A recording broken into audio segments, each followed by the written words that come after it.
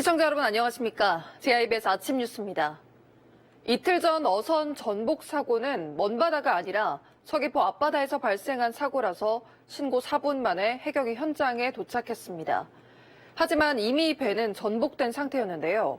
이처럼 인명피해가 커진 이유를 이호영 기자가 짚어봤습니다. 어선 우측으로 물이 차오른다는 선장의 다급한 신고와 비명이 접수된 건 저녁 7시 56분. 인근에 있던 경비함정이 4분 만에 현장에 도착했지만 어선은 이미 전복된 상태였습니다. 사고가 순식간에 발생했다는 얘기입니다. 사고 어선에선 별다른 충돌 흔적도 확인되지 않고 있습니다. 해경은 당시 신고 상황과 전복 상태 등을 토대로 어선 좌측에서 강한 파도를 맞은 것으로 보고 있습니다. 당시 풍랑특보가 발효된 해상에는 초속 20m가 넘는 강풍과 함께 3m가 넘는 파도가 일었습니다. 먼바다 갈치조업을 포기하고 피항하던 32톤급 어선이 너울성 파도의 복원력을 잃은 것으로 추정됩니다. 해경에서 지휘부가 내리면 이동을 하고 그러잖아요. 피항을 하고 해경에서 항상 지시를 하더라고요. 그러니까 그 명령을대로 따르다가 뭐 어떻게 오다가 뭔 일이 있긴 있는데. 해경의 1차 조사 결과 당시 선원들은 구명조끼를 입지 않았던 것으로 파악됐습니다. 생존자로 확인하기 위한 타격시험에서도 별다른 반응이 확인되지 않고 있습니다. 해경은 배 안에서 실종자가 발견된 점을 감안해 인근 해상수색과 함께 수중수색도 확대할 방침입니다. 현재 구조 선원 대상 사고 원인에 대한 사실관계를 확인 중에 있고 정확한 사고 원인은 추후 확인되는 대로 알려드리도록 하겠습니다. 해경은 어선이 가라앉지 않도록 고정 작업을 진행하고 어선이 왜 복원력을 상실해 전복됐는지 등 사고 원인 파악에 수사력을 집중하고 있습니다. JIBS 이효형입니다. 어선 전복 사고와 관련해서 제주자치도가 실종자 수색과 사고 수습에 집중하기로 했습니다. 오영훈 지사는 서귀포 수협에 마련된 재난 현장 통합지원본부를 찾아 수색 상황을 점검하고 실종자 수색과 가족 지원 등 사고 수습에 행정력을 집중하라고 지시했습니다. 또 실종자 가족을 만나 위로하고 수색에 최선을 다하겠다고 강조했습니다. 현재 제주자치도는 해양수산국장을 본부장으로 하는 지역사고 수습본부를 구성하고 상황반과 현장반, 가족지원반을 운영 중입니다. 최근 해양사고가 잇따라 발생하면서 해양안전특별경계가 발령됐습니다. 해양경찰청은 다음 달 15일까지 해양안전특별경계 강화 기간으로 정하고 집중 안전관리에 나선다고 밝혔습니다. 이 기간 사고 위험 해역에는 해경함정이 전진 배치돼 긴급사고에 대비하게 됩니다. 또 선박 교통관제와 상황실 등에서는 선박 분포 해역을 집중 모니터링해 사고 발생 시 신속하게 대응할 방침입니다. 해경은 어민들에게도 사고 예방에 주력해달라고 당부했습니다. 2년 만에 도민과의 대화 형식으로 오영훈 제주자치도지사의 행정시 연두 방문이 이루어졌습니다.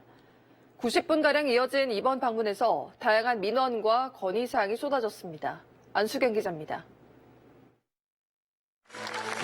오영훈 제주자치도지사가 제주 시민들을 만났습니다. 지난해 총선으로 행정시 직원들과의 대화로 대체한 뒤 2년 만에 열린 연두 방문입니다. 올해 도민과의 대화엔 청년과 소상공인, 1차 산업 종사자 등 200여 명이 참여했습니다. 이 자리에선 최근 경기 불황으로 얼어붙은 지역 경제에 대한 우려의 목소리가 이어졌습니다.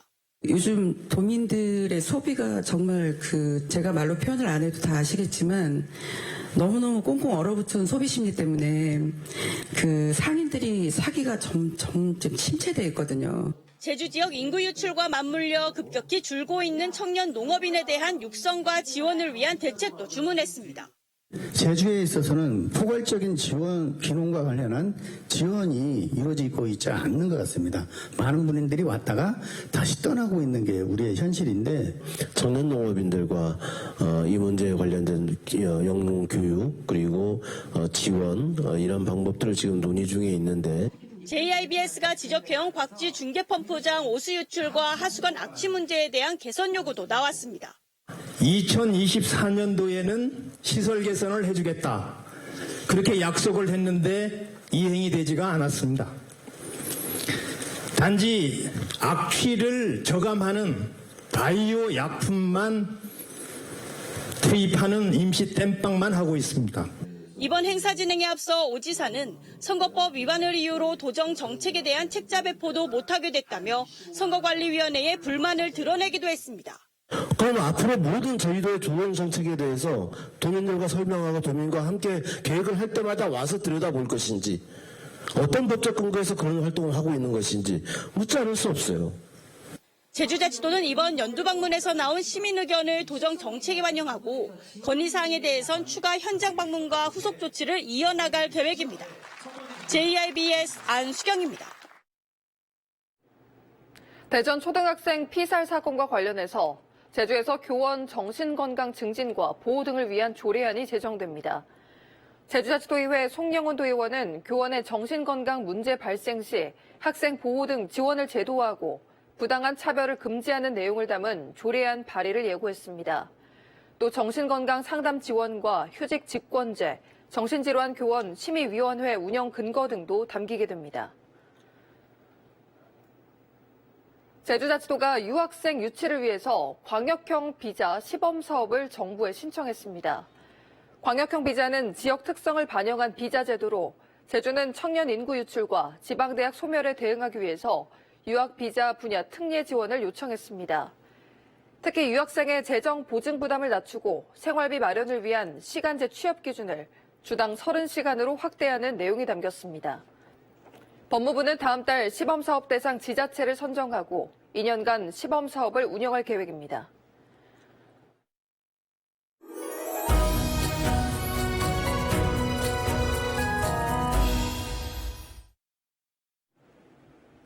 오늘 아침도 매서운 추위로 온몸이 움츠러드는데요. 제주의 아침 최저 기온은 2도, 성산은 영하 1도까지 뚝 떨어졌지만 한낮에는 금세 11도까지 오르면서 온화함이 감돌겠습니다. 다만 큰 일교차에 대비해 입고 벗기 쉬운 겉옷 하나 챙기시는 게 좋겠습니다. 내일 아침부터는 가끔 비나 눈이 내리는 곳이 있겠는데요. 산지에는 최대 5cm의 눈이, 중산간과 해안 지역에는 10에서 40mm의 비가 예상됩니다. 눈과 비는 일요일 새벽까지 이어지겠고요. 한동안 내린 눈비로 인해 산지에는 도로가 결빙된 곳이 많습니다. 차량 운행 시에는 서행 운전을 당부드리고 한라산 등반객들은 미끄럼 사고에 각별히 조심하시기 바랍니다. 오늘 하늘은 대체로 맑다가 오후부터 흐려지겠고요. 공기질은 깨끗하겠습니다. 자세한 지역별 기온 살펴보시면 현재 제주는 2도, 성산은 0도로 출발해 한낮에는 서귀포 12도, 고산은 10도까지 오르겠습니다. 오늘 해상의 바람과 파도는 전반적으로 평온한데요. 다만 남쪽 바깥 먼바다는 물결이 최고 2.5m로 다소 높게 일겠습니다.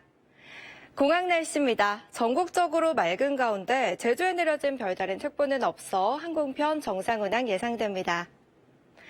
이번 주말엔 큰 추위 걱정은 없겠고요. 다음 주에는 뚜렷한 비 소식 없이 하늘에 구름만 지나겠습니다. 다만 월요일부터 다시 평년보다 추운 날씨가 이어지겠습니다. 날씨였습니다. 제주도 내 사육 꿀벌수가 줄고 있는 것으로 나타났습니다. 제주자치도에 따르면 지난해 도내 꿀벌수는 5만 6천여 군으로 전년 대비 10% 이상 감소했고 5년 전과 비교하면 30%가량 줄었습니다. 이는 기후변화로 밀원수 개화 시기가 변해 꿀 생산량이 감소하고 여왕별 가격 상승으로 인한 소규모 농가의 생산비 증가가 영향을 미쳤습니다. 도내 꿀벌 사육 농가는 지난 2020년 500곳이 넘었지만 지난해에는 430여 곳으로 15% 이상 줄었습니다. 고품질 감귤 생산을 위한 간벌 사업이 실시됩니다. 제주자치도는 올해 2억 3,700만 원을 투입해 100헥타르 규모로 감귤원 간벌 사업을 실시한다고 밝혔습니다. 지원 대상은 만감류를 포함한 노지 감귤원으로 지원금은 헥타르당 230만 원입니다. 지난해 감귤원 간벌 사업에 참여한 농가는 380여 곳으로 3억 1천여만 원이 지원됐습니다. 지난해 제주에서 한우와 돼지 사육이 감소한 것으로 나타났습니다. 제주자치도의 가축통계 조사에 따르면 지난해 한우 사육은 3만 8천여 마리로 전년에 비해 1.3% 감소했고 돼지 역시 51만 9천여 마리로 같은 기간 4.5% 줄었습니다. 사료비 상승에 따른 경영비 증가와 축산물 가격 하락이 주요 원인으로 풀이됩니다. 프리미엄 우유 출시와 계란 가격 상승 등으로 젖소는 4.5%, 닭은 2.4% 사육 규모가 늘었습니다. 유치원과 초등학교, 중학교를 통합한 도내 첫 학교가 오는 5월에 착공합니다. 제주자치도 교육청은 가칭 아라월평 초중학교에 대해서 지난해 설계 용역을 마무리하고 오는 2027년 개교를 목표로 사업비 570여 원을 투입한다고 밝혔습니다. 또 학생 통학 편의와 과밀 학급 해소를 위해서 가칭 서부중학교와 미래산업고등학교 등에 대한 공사도 정상 추진할 방침입니다. 올해 상반기 공공일자리 사업으로 1000여 명이 채용됐습니다. 제주시는 상반기 공공일자리 사업에 3,200여 명이 신청했고 이 중 소득과 재산 상황 등을 심사해 1000여 명을 선발했다고 밝혔습니다.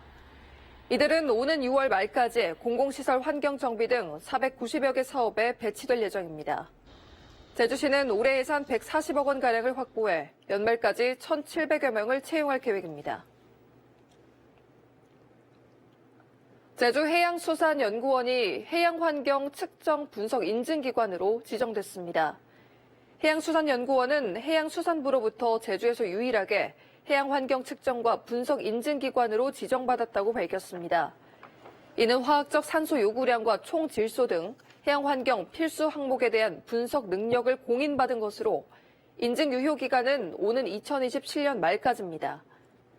연구원은 용천수 주변 수질 환경 모니터링을 통한 육상 유입원이 해양에 미치는 영향을 분석하고 해양 생태계 보전을 위해서 도내 마을 어장과 연안 환경 연구를 본격화할 계획입니다. 랜딩 카지노에서 발생한 100억 원대 횡령 사건과 관련해 공범에 대한 구속영장이 또 기각됐습니다.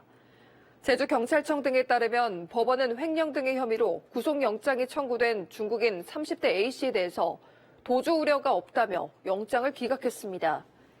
A씨는 주범인 외국인 임원과 함께 카지노에서 145억 원을 빼돌린 혐의 등으로 경찰에 검거됐고 진술을 거부하고 있는 것으로 전해졌습니다. 이번 사건의 주범인 외국인 임원은 기소돼 재판이 진행되고 있습니다.